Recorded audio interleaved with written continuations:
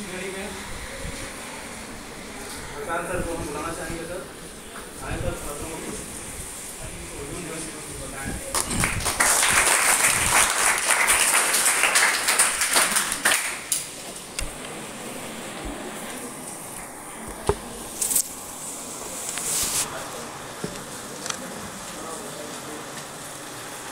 धन्यवाद मुकेश जी।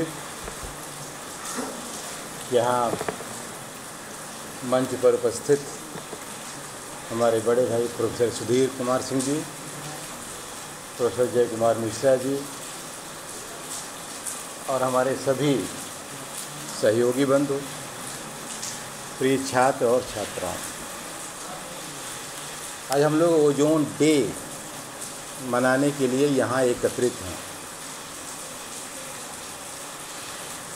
और अगर हम ईमानदारी से कहें तो हम अपना अस्तित्व दिवस मनाने को उपस्थित,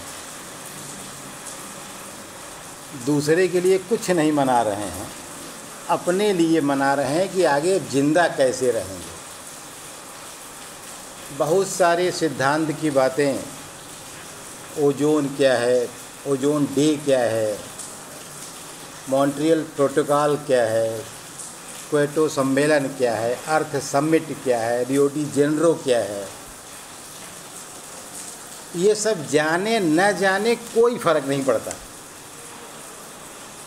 बस इतना जान लें कि हम जिंदा कैसे रहेंगे आगे, और ईमानदारी से उस पहल को करना, यह आज के दिन की सच्ची सार्थकता है। ये जानते हो कि नहीं जानते हो इकोसिस्टम क्या है, डजंट मैटर। यह ज़रूरी नहीं है कि जानो कि 4 सब सिस्टम हैं। ज़रूरी सिर्फ यह जानना है कि क्या करने से ठीक रहेगा, क्या न करने से ठीक नहीं रहेगा। बहुत अगर आप स्पष्ट रूप से देखें तो 2-3 बातें बहुत ज़रूरी हैं। जैसे एक संपोषित आर्थिक विकास का कॉन्सेप्ट है, सस्टेनेबल इकोनॉमिक डेवलपमेंट। इकोनॉमिक इसलिए जोड़ दिया जाता है कि लगता तो है कि हम केवल अर्थ की बात कर रहे हैं। सच्चाई यह है कि जब आप इकोनॉमिक कहते हैं तो पूरी दुनिया उसी में समाहित हो जाती है, क्योंकि सब कुछ अर्थ के ही इर्द गिर्द चक्कर लगाता है। और क्या कुछ भी दिया जाए, नियम कानून कुछ भी बना दिया जाए, प्रयास कुछ भी किया जाए, अगर हम आप अच्छे इंसान नहीं हैं तो उसका धरातल पर 1 पैसे का भी क्रियान्वयन नहीं हो सकता। बहुत सारा नियम मैंने कॉलेज में बना रखा है कि बिना ड्रेस के आपको नहीं आना है, बनाया है ना। आपको अपना आइडेंटिटी कार्ड गले में लटका के आना है, बताया क्या है। जो भी आप मूंगफली या बिस्कुट खाएंगे उसको डस्टबिन में फेंकेंगे। ईमानदारी से बताइए कितने लोग डस्टबिन फेंकते हैं? और अगर आप लोग फेंकते हैं तो ये बाहर क्या इसकी कौन फेंकता है जो पड़ा हुआ है? ठीक है ना। हाँ, तो कहने का मतलब ये है कि हम तुमको एक दिन चेक करेंगे, मान लो 1 महीने में 1 दिन फ्लैग तुम्हारा पेट्रोल बोर्ड घूमा, खड़े हो कौन कौन यूनिफॉर्म में नहीं है, फिर 10-5 दिन नहीं ढूंढेगा, रोज़ रोज़ तो नहीं पूछेगा ना। लेकिन रोज़ आना किसकी रिस्पॉन्सिबिलिटी है? हमारी रिस्पॉन्सिबिलिटी है, क्योंकि हमको कहा गया है कि ऐसा करना है। तो आपको हम एक दिन पकड़ भी लेंगे तो क्या करेंगे? आप कह देंगे सर आज ही मेरा ड्रेस गंदा था, बाकी तो मैं रोज़ पहन कर के आती थी, तो हम फांसी तो आपको लगा नहीं देंगे ना। तो कुछ भी हम कर लें, कोई भी पैनल प्रोसीजर अडॉप्ट कर लें, कोई भी हम आपको करेक्टिव मेजर अडॉप्ट कर लें, लेकिन वो तभी इफ़ेक्टिव होगा जब आप उसको दिल से स्वीकार करेंगे। मेरे डर से, मेरे डांटने से या पकड़े जाने के भय से कुछ भी ठीक नहीं होता है। तो जब तक सेंस ऑफ बिलोंगिंगनेस नहीं होगा सिस्टम के साथ आपका, जब तक अपनापन नहीं होगा, जब तक लगाव नहीं होगा। आपको एक छोटी सी बात बताएं, कल ही मुझे इसका एहसास हुआ। मेरे कैंपस में तुलसी का पेड़ लगा, छोटा है, उसमें पत्तियां कम हैं।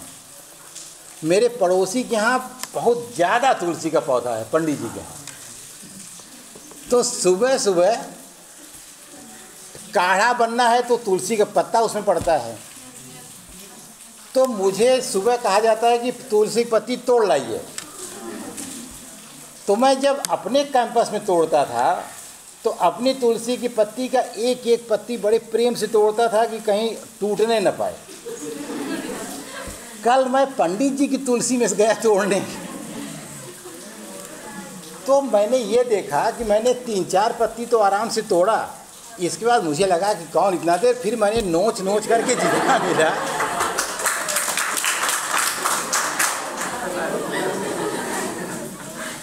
और मुझे वहीं यह एहसास हो गया तुरंत घर लौटने के बाद कि तब मुझे लगा कि यार ये तुलसी का पौधा मैंने आज बहुत बेरहमी से तोड़ा और आज तक तो मैंने अपनी तुलसी को कभी नहीं ऐसे तोड़ा था। तो उसी समय मेरे दिमाग में आया कि इतना ही अंतर है केवल अपने और पराये का। पराई चीज़ को हम एक्सप्लॉयट करते हैं और अपनी चीज़ को हम यूटिलाइज करते हैं। This is the basic difference in the entire culture which actually persisted in the entire world. जब सिस्टम डेकार्टियन सिस्टम दुनिया ने अडॉप्ट किया तो उसमें कहा कि एक्सप्लॉयटेशन ऑफ नेचुरल रिसोर्सेज। किसी ने ज्योग्राफी इकोनॉमिक्स का विद्यार्थी हैं, आप पढ़ते होंगे भारत के भूगोल में संसाधन पढ़ते हैं। संसाधन में संसाधनों का विदोहन शब्द लिखा हुआ है हिंदी में। क्या लिखा है? एक्सप्लॉयटेशन। अंग्रेजी में उसका क्या नाम लिखा हुआ है? एक्सप्लॉयटेशन। और हमारी संस्कृति में शब्द है यूटिलाइजेशन, उपयोग। हमारी संस्कृति ये कहती है कि खेती और बाड़ी, मतलब कृषि में खेती के साथ और वन माने पेड़ पौधे जंगल के साथ, इनके साथ भी उतना ही फ्रेंडली होना है जितना फ्रेंडली आप व्यक्ति के साथ होते हैं।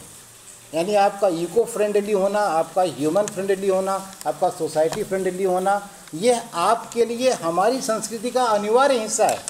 और ऐसे व्यक्ति को कहा जाता है कि यह अच्छा इंसान है। लेकिन विकास की जो धारा बही, जो भौतिकवाद का प्रचलन आप कह सकते हैं हुआ, जिसने अध्यात्म पर जो भारी पड़ गया, उसमें एक्सप्लॉयटेशन शब्द है। तो एक्सप्लॉयटेशन है तो कोई सेंस ऑफ बिलोंगिंगनेस ही नहीं है। यही डिफरेंस है। आप देखेंगे कि लाइक करने में और लव करने में, लव और लाइक का डिफरेंस जानते हैं क्या है? जैसे जब आप सड़क पर चलते हैं तो आपको एक रास्ते में गुलाब का फूल दिख जाता है, आपको बड़ा अच्छा लग गया, आपने खट से क्या किया? उसको तोड़ लिया। लेकिन आपके बगीचे वाला जो गुलाब का फूल है, उसको रोज़ सुबह आप देखकर खुश होते हैं, सहलाते उलाते हैं, देखते हैं कहीं कुछ गड़बड़ है तो पानी उन्हें दे के सही कर देते हैं। उसको 4-6-10 दिन आप बचाए रहते हैं कि टूटने ना पाए। उसे है वो, आप उसको प्यार करते हैं। तो जिस चीज़ को आप प्यार करते हैं उसकी आप सुरक्षा चाहते हैं, उसका आप सम्मान चाहते हैं, उसको आप बचाए रखना चाहते हैं। लेकिन जिसको पसंद करते हैं उसको हासिल करना चाहते हैं। अक्सर आप सुनते हैं कि उस लड़की के चेहरे पर तेजाब फेंक दिया गया। कौन फेंका? उसके प्रेमी ने फेंक दिया। वास्तव में प्रेमी नहीं है वो, वास्तव में वो उसको प्यार नहीं करता। अगर प्यार करता है तो उसके किसी भी तरह के नुकसान को सहने की वह हिम्मत न कर पाता। वह अपराधी है, वह चीज़ों को सिर्फ पाने की इच्छा रखता है, किसी से प्यार व्यार नहीं करता। प्यार तो बहुत पवित्र, बहुत बड़ी चीज़ है, छोटी मोटी चीज़ ही नहीं है। तो बिल्कुल जब आप इकोसिस्टम में जाते हैं तो आपको चीज़ों से प्यार करना होता है। आपको यह निश्चित करना होता है कि जो आप कर रहे हैं वह किसी भी कीमत पर, कल भी मैंने ये बात कही थी कि जीने की सिर्फ एक थियरी है कि ऐसा कुछ नहीं करिए जिससे दूसरे का जीना प्रभावित हो, बस। और न इससे ज़्यादा न इससे कम। न मोटी मोटी किताब पढ़ने की ज़रूरत है, न आपको गीता रामायण पढ़ने की ज़रूरत है, न आपको महाभारत पढ़ने की ज़रूरत है। सिर्फ इतना करिए कि ऐसा आप जिएँ कि आपके जीने में किसी दूसरे के जीने पर प्रभाव ना पड़े, बस ख़त्म। कुछ ऐसा मत करिए कि सामने वाला परेशान हो। आप वो केवल वह काम करिए जो दूसरे के जीवन को आसान करे, बस। बहुत छोटी सी बात है, बहुत ज़्यादा पढ़ा लिखा होने की ज़रूरत नहीं है। तो जब हम संपोषित विकास की बात करते हैं तो वास्तव में वो यही विकास है कि whatever you have, time, talent, energy, money, whatever actually is given to you from the nature free of cost. तालाब, झील, पहाड़, पठार, नदियाँ, ये सब आपको पैसा दे थोड़े मिलते हैं। कैसे मिलते हैं? फ्री में मिलते हैं। तो हवा है, पानी है, ये सब के लिए हम लोग कुछ पे करते हैं? नहीं करते हैं। तो जो आपको ईश्वर ने मुफ्त में दे रखा है, तो अगर आप जैसे सिंगरामऊ में आप इस सिंगरामऊ कैंपस में आते हैं, यहाँ आपको मास्क नहीं लगाना है, बढ़िया यहाँ का एटमॉस्फेयर है, सब कुछ ठीक ठाक है, तो ये आपकी जिम्मेदारी बनती है ना कि अब आप अगर जब जैसे इस कमरे में आप बैठे हैं, बस छोटी सी बात है, अब इस कमरे से जब आप निकलने लगेंगे तो आप इस कुर्सी को जैसा मन करेगा वैसा फेंक के चले जाएंगे, एक कुर्सी उधर, एक कुर्सी उधर, और न विश्वास हो चले जाओ, देखा हो कमरा भी जहाँ से तुम लोग निकले हो। ये गड़बड़ है। जहाँ बैठे हो जब उठो तो एक बार ज़रूर उलट करके देखो कि जैसे था ये वैसे ही छोड़ के हम जा रहे हैं कि इसको बिगाड़ के जा रहे हैं। तो जब तक तुम्हारे दिमाग में यह नहीं रहेगा कि कम से कम जैसे है होना तो ये चाहिए, उससे अच्छा करके जाओ। चलो अच्छा न करो, मैं मानता हूँ, लेकिन कम से कम इतना तो करो कि जितना था उतना छोड़ के जाओ। ये है कि नहीं है? कितने लोग सहमत हैं हमारी बात से? हाथ उठाओ। जो नहीं सहमत है वो बाद में हाथ उठाएगा, अभी फिर से पूछेंगे। ठीक है, नीचे हाथ करो। Very good. ये छोटी बात है, लेकिन एक बार गंभीरता से सोचो। अपने कमरे में जब कमरा बंद करके निकलते हो तो ये देख करके निकलो कि अगर मेरा दोस्त साथ में आ गया शाम को तो ऐसा न लगे कि कमरा दरिद्र कोई रहता है। इतना छोड़ के जाओ, कोई आ जाए तो कम से कम उसको बैठा सकें। अपने घर से निकलते हो तो ईमानदारी से घर पहुंचते हो तो अपना बैग कहाँ रखे हो, जूता चप्पल कहाँ रखे हो। ऐसा नहीं कि पता चला चारों चीज़ चार जगह फेंक दिए, अब मम्मी ढूंढ रही हैं शर्ट कहाँ फेंके, पैंट कहाँ फेंके, जूता कहाँ फेंके। और अगर हॉस्टल में रहते हो तो दूसरे दिन तुम खुद ही 2 घंटा ढूंढ रहे हो मोजा कहाँ चला गया, पता चला चूहा उठा ले गया। बड़ी छोटी छोटी बातें हैं जो आपकी आदत का पार्ट होनी चाहिए। अच्छा होने के लिए बहुत ज़्यादा जानने की ज़रूरत नहीं है। छोटी चीज़ आपकी लाइफ की दिशा और दशा बदल देती है। आप सिस्टमेटिक कितने हैं? रात को 1 बजे लाइट कट गई, आपको माचिस चाहिए। अब आप अपने हॉस्टल में जितना सामान था सब आपने पटक डाला, लेकिन माचिस नहीं मिली। एक तरीका ये भी जीने का है। दूसरा तरीका ये है कि आपको पता है कि माचिस वहीं रहती है, और आपको ये भी पता है कि मेरे कमरे में 3 कदम बाएं जाएंगे, 2 कदम दाएं जाएंगे, और हाथ 1 फीट आगे करेंगे तो माचिस वहीं होगी। तो रात को 1 बजा हो, चाहे 2 बजा हो, चाहे अंधेरा हो, चाहे उजाला हो, माचिस क्या होगी? आपको मिलेगी। और अगर ऐसा है तभी आपकी लाइफ स्टाइल है अच्छी, नहीं तो फिर जी तो हर आदमी रहा है। जीने को ज़िंदगी नहीं कहते हैं, दिन तो बीत ही रहा है। ऐसा नहीं है। घर से आप निकलते तो एक बार अपने को देखो ज़रूर कि तुम्हारा शर्ट, तुम्हारा चप्पल, तुम्हारा पैंट, तुम्हारा शकल सूरत आदमी जैसी है कि जानवर की तरह बन के कॉलेज में जा रहे हैं। कुछ भी पहन करके कॉलेज चले जाओ, ऐसा नहीं होता। कॉलेज तुम्हारा मंदिर है, यहाँ तुम्हारा चरित्र, यहाँ तुम्हारा जीवन, यहाँ तुम्हारा भविष्य बनना है। तो यहाँ तुम ये मान करके आओ कि जितना अच्छा हो सकता है, जितना नैतिक, जितना सच्चरित्र, जितना उचित हो सकता है, हम उस तरह से जाएंगे। ठीक है, कोई कपड़ा मेरे पास है जिसको मेरा पहनने का मन है तो बहुत सारी जगहें पहनने की हैं, शादी है, फंक्शन है, कार्यक्रम है, वहाँ पहन लेंगे, लेकिन कॉलेज में पहन करके नहीं आएंगे। तो जो कुछ आपके पास है वो जैसे है, जैसे आपके पिताजी के पास मान लीजिए 20 बीघा ज़मीन है, उनके हाँ चलो कम ही होगा मान लेते हैं, कोई बात नहीं, मान लो उनके दादाजी ने उनको दिया है। ठीक, अब उनका फ़र्ज क्या है कि कम से कम 20 बीघा तुमको तो दे ही दें, और उचित तो ये होगा कि 21 दे दें। लेकिन अगर 21 नहीं देते हैं तो उन्हें कोई हक नहीं बनता है कि वो 19 ट्रांसफ़र करें, यानी उनको बेचने का अधिकार नहीं है। हाँ, वो अपने से कमा करके 500 बीघा खरीदें, 500 बेच दें, कोई आपत्ति नहीं। लेकिन जो आपको फ्री में ट्रांसफ़र हुआ है वो आप बेचने वाले कौन होते हैं भाई? क्योंकि वो तो पीढ़ियों का हक है, वो आपकी जितनी पीढ़ी आगे आएगी सबका हक उस पर है, सबको मिलना चाहिए। तो यही संपोषित आर्थिक विकास है कि जो आपके पास है वह कम से कम उतना ज़रूर ट्रांसफ़र करिए सामने वाले को। और आप बताएं, प्रयास करने पर कुछ भी हो सकता है। एक आपको उदाहरण शेयर करके अपनी बात हम ख़त्म करेंगे, बहुत ज़्यादा आपको परेशान नहीं करेंगे, घबराइए मत। आप अगर अच्छे से रहना शुरू कर दें, मैं कहता हूँ केवल सिंगरा मऊ कैंपस के बच्चे अच्छे से रहने लगें तो पूरे दुनिया का चाहे जो एटमॉस्फेयर हो जाए, लेकिन ये गारंटी है कि सिंगरा मऊ का एटमॉस्फेयर ख़राब नहीं होगा। और इतना ही अंतर पड़ता है, बनारस में जब गर्मी का महीना आता है और गर्मी का टेम्परेचर जब लिया जाता है तो BHU कैंपस का टेम्परेचर हमेशा 4-5 डिग्री बनारस के टेम्परेचर से कम रहता है, क्योंकि कैंपस में इतने हजार बड़े बड़े पेड़ हैं, पीपल के, नीम के, बरगद के, कि उन सब वो सब टेम्परेचर को ठीक किए रहते हैं। चलो ये तो इतना दूर का बताए। जौनपुर में हमारे जौनपुर में वन विहार की तरफ का जो टेम्परेचर है वो कम रहता है और शहर की तरफ का टेम्परेचर ज़्यादा रहता है, इसलिए वन विहार की तरफ पेड़ पौधे बहुत ज़्यादा हैं। इसका मतलब यह है कि असर इतने कम दूर में अगर दिखाई पड़ रहा है तो हम अगर प्रयास करें तो ठीक हो सकता है। अब तुमको एक बड़ा अंतर बताएं, अंतर्राष्ट्रीय स्तर पर जिन्होंने ठीक कर लिया उनका असर देखिए। मैं पहली बार जब नीदरलैंड गया और वहाँ उतरा हवाई जहाज़ से तो मुझे ये लगा ही नहीं कि मैं धरती पर ही हूँ, क्योंकि ये जो आपका एटमॉस्फेयर है इतना साफ, जैसे हम लोग यहाँ जो देखते हैं वो अनुभव करते हैं ना, हम लोग इसको देखते देखते भूल ही गए हैं कि असली वाला कैसा है।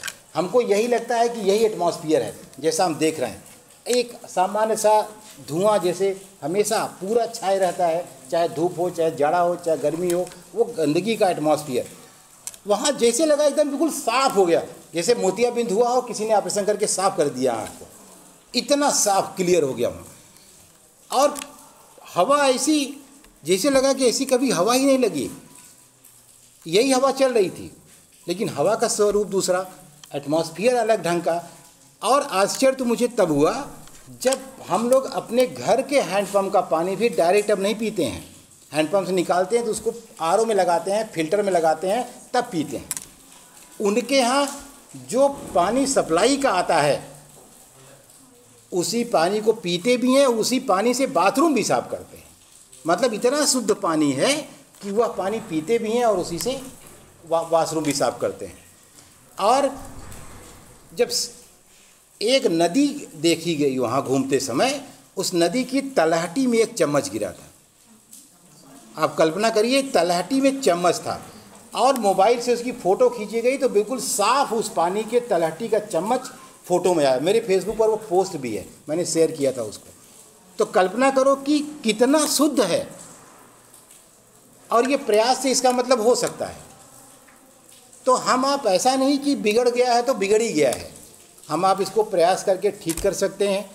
हम ओजोन की ही केवल एक प्रॉब्लम नहीं है, ओजोन की समस्या बहुत बड़ी है। ओजोन लेयर प्रभावित होगी तो आपने अभी आगे के वक्ताओं ने बताया कि क्या क्या दिक्कतें होंगी, लेकिन हम सामान्य लाइफ स्टाइल भी अगर नहीं ठीक करेंगे तो भी बहुत सारी दिक्कतें हमारे सामने आने वाली हैं, जिन्हें हमको फिर बाद में रोने से नहीं चुकेगा। अभी समय है, कहते हैं कि जब आप जागो तभी सवेरा है, तो जब से शुरू कर दो तभी से। जहाँ हो, कॉलेज में हो, घर में हो, दुकान में हो, बाज़ार में हो, एक बार ज़रूर देखो कि तुम जहाँ हो वहाँ तुमसे कोई अव्यवस्था तो नहीं हो रही है, और तुम वहाँ से जा रहे हो तो कुछ बिगाड़ के तो नहीं जा रहे हो। और इतना ही केवल सोच लोगे तो मुझे लगता है कि बहुत सारी समस्या ख़त्म हो जाएगी। और इसी के साथ ये कार्यक्रम आयोजित करने के लिए भूगोल विभाग को, मुकेश जी को, उनकी पूरी टीम को बहुत बहुत बधाई, बहुत बहुत धन्यवाद। और आप सबको यहाँ शांति से बैठना भी बहुत बड़ा काम है। शांति से बैठ कर के और सुनना उससे भी कठिन काम है, क्योंकि कोई सुनता नहीं है, सब बोलने चाहते हैं, तो सुनना उससे भी कठिन काम है। लेकिन आप लोगों ने शांति से सुना और मैंने इशारे में अपनी समस्या भी आपको बताई। मुझे उम्मीद है कि आप उस पर भी ध्यान देंगे थोड़ा सा। हाँ भाई, मेरा स्वार्थ तो इसी में है कि आप बिल्कुल ठीक हो जाएं, अच्छे से रहें, और आपकी वजह से मुझे भी कोई दिक्कत ना हो। और ये गारंटी है कि मेरी वजह से आपको कोई दिक्कत नहीं होगी, इसका दावा है। ठीक है, तो ऐसा कुछ ना आप करिए कि हम आपको परेशान करें, ना हम कुछ करें कि आप मुझे परेशान करें। ठीक है, तो अच्छे से आप रहें। बहुत बहुत धन्यवाद। जय हिंद, जय भारत।